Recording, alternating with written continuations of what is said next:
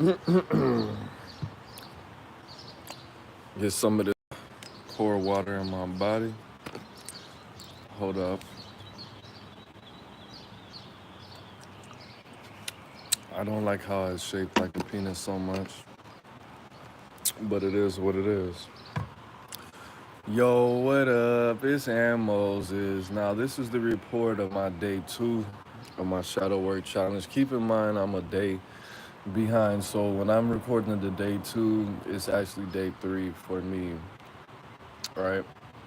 So, day two's exercise was to write down a list of things that you don't like about people or that you don't like in people. Some of the things that I wrote down was people being rude, people being overly greedy, people being bougie, people being dirty, and things like that. Now, the whole thing about this exercise with me was I realized what I need to do to evolve and to change and how much I am actually like people. And if you know me, which you probably don't, I don't really like people and socializing like that. I'm quite hermitish. I don't know if that's a word. What up? Good morning. So, me doing this made me really realize how alike people I am and what I can do to change. And it made me take notes on my level of understanding when it comes to where people's motivations come from and how I can observe them and how I could actually learn from people as opposed to judging them and love myself more, pretty much. The intent was healing. The intent wasn't to really go in for understanding as far as how I can relate and what I can get from every social interaction. It also did give me the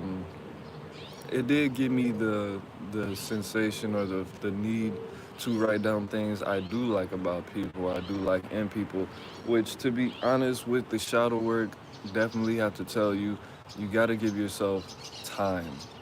Now, I looked it up. A lot of people do shadow work at night because your subconscious mind is open and you connect to your dreams and things like that. So you should give yourself the space of an hour to do it, even though it might take you 20 minutes or 30 minutes, something like that. This took me about 25 minutes around that time. I don't want to go too much into what I did the next day, which was yesterday, but at the end of the day, you got to listen to your intuition because this is what shadow work will do. It will open up your intuition, and you definitely have to go with that, your intuition, your instincts, that inner voice, whatever you want to call it. I will just give you a sneak preview of what happened yesterday. So, because I did not, I I try to find these exercises during the day. Like I said, I saved a whole bunch of shadow work playlists on my YouTube, and I'm piecing them all together, which is probably not the correct way to go about it because these people have a specific formula. But me, I'm just shadow work to shadow work. So whatever level it is, I might be turning it up a little bit. I might be turning it down as far as the intensity and how deep I'm supposed to go. I don't know. But again, because I couldn't find an exercise that I was comfortable with or I found value in, I sat in the restroom in my bathroom. I have a chair in there, looked in the mirror, turned the lights off, and I played. My intuition told me to play a song, right? The song was Rehab by Amy Winehouse. I let it play, and then I listened to Back to Black by Amy Winehouse. But those songs played automatically. I wasn't choosing those. So I chose Rehab, then Back to Back played. Then another song played by Rico Reckless. But anyway, it made me really reflect. And when you start doing this shadow work, if you're serious about it, as if you're serious about your own healing, then you're gonna find symbols and signs in damn near everything. I'll give you an example. This morning, I listened to For the Love of You by the Isley Brothers, and it felt like that song was supposed to be directed towards the self. I'm living for the love of you. He was talking about a woman, but me, just how passionate he was about this woman. I was thinking about this song as if I wrote this for myself, or this is a song that should be directed towards the self. Now, as far as my objective or my goal, I'm not really married to an outcome. As far as healing, of course, yes. But as far as any kind of emotions that may come up or any sensations, I'm really open to what is. Of course, this is supposed to be to love myself more, to heal my emotional body so I can reach certain spiritual levels and things like that, so I can enjoy life a little bit more, so I can be more in touch with the self. Because with meditation, I did find that when trying to when trying to get all these things, when it comes to money, when it comes to pleasure, when it comes to being able to be a better problem solver, ultimately that's going to come from yourself. That's definitely what I'm understanding. Like, you want to get money, you got to get yourself. You want to get the bag, you want to protect the bag, you need to protect yourself. You want to love your children, how can you love a piece of you if you don't love your whole self? Because yes, this child is a manifestation, a physical manifestation of your essence and the person's essence that you made a baby with. But ultimately, you do have to love yourself. Do you have to love that other person? Yeah, and of course, if let's just say if you were a step parent, you might be a jealous person naturally. You might be an envious person naturally. Sweaty, I'm not sweaty. Um, but you might say, why are you always talking about your baby daddy? Why are you always talking about your baby's mother? Like, you broke up with that person for a reason.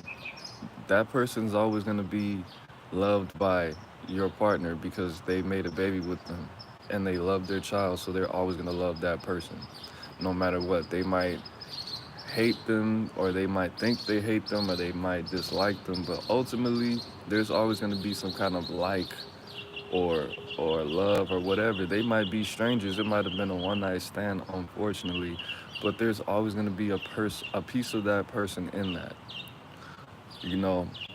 And if that's not something you want to face, if that's not something you want to be a part of, don't, because that's a poly relationship. When you're a step parent, you're with that person and the person that they made a child with. So, which, that's always gonna suck. So definitely don't put yourself in that dumbass situation. But ultimately, I rambled a lot, but it is for you. It's for you to understand. Writing down everything that you don't like about your life.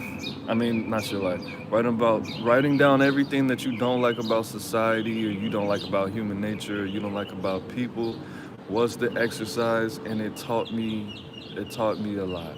It taught me a lot, and I'm really enjoying. Even though there is sadness involved, there's anger involved, there's a lot of things involved that I wasn't necessarily prepared for. I don't think you can really prepare for shadow work too much to the extent where it won't damage you. Besides, I mean, the best ways, of course, is to already physically get healthy and try to make sure that you are not destroying yourself actively. You're not drinking and smoking every day. I definitely would advise a lot of people, if not all people, to get sober before they start shadow work if you have any kind of substance abuse issues or addictions. But at the end of the day, of course, uh, low levels or shadow work that's not too intense could definitely, I'm not a doctor, I'm not an expert, I'm not a master, help you escape some of that. Like, for example, right now, before I stopped drinking, I thought I was afraid of heights. And then I stopped drinking. I don't know what happened. I probably ran out of money, to be honest, and I was sober for like 3 or 4 days. And then I went to go do something for my job, and I was not afraid of heights anymore. And I realized that putting all that negative toxin in my body, putting all that poison in my body, gave me fears that weren't ever even there. Get those likes up, dude. We got 5 people watching on like. So hit that like button. So upon meditating I ran into an energy that I was unfamiliar with. This is before the shadow work. And I realized that smoking cigarettes, of course, it being a poison, it being a toxin, is giving me fears that aren't necessarily mine. It's just there because I'm not treating my body correctly. And the opposite of love is fear. And when you're putting things that are not a part of love, that's not a part of the frequency of love in your body, that's going to give you unnecessary fears. That's going to activate fears inside you that don't even belong to you. So if you have social anxiety, if you have depression, if you have anything that you fear, any kind of, I don't even want to go so far as to say phobia, but if you're scared of something that you shouldn't necessarily be afraid of, dogs, heights, people, just anything that should be natural for you to embrace. 9 times out of 10 is because you're putting something in your body that is not on the frequency of love. Cigarettes are not love, alcohol is not love. Depending on how you consume cannabis or marijuana, that's probably not love. A doctor, I was watching something, the doctor said that he doesn't have any problem with people consuming marijuana, but smoking is the worst way that you can consume anything.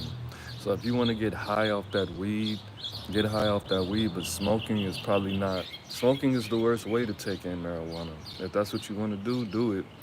But that's another way you could show yourself love. You show yourself love, then fear is not something that you're going to experience for things that are unnecessary. So another thing I got from meditation, this is all during shadow work, is when you feel fear, it's not necessarily for you to ignore it. It's for you to embrace it and step into it. And if you want to keep going, it's not even necessarily about you distracting yourself from it, but it's about focusing on an emotion that's going to be stronger than that fear. Because it's not like it's not supposed to be there. It's supposed to be there, but you're supposed to use it for something else. You're supposed to use it to empower yourself and to love yourself more. You're supposed to use the fear that you have currently, take your focus and focus on anger, focus on love, focus on pleasure, and use that energy that you get from fear and make the outcome something more powerful. Because anger is very powerful. Anger can be just as powerful as love. I don't like when people say love is the most powerful. No, it's not. It's not. If love was the most powerful thing in the world, then a lot of people wouldn't be here. We'll just say it like that. But that's my day 2 report on shadow work.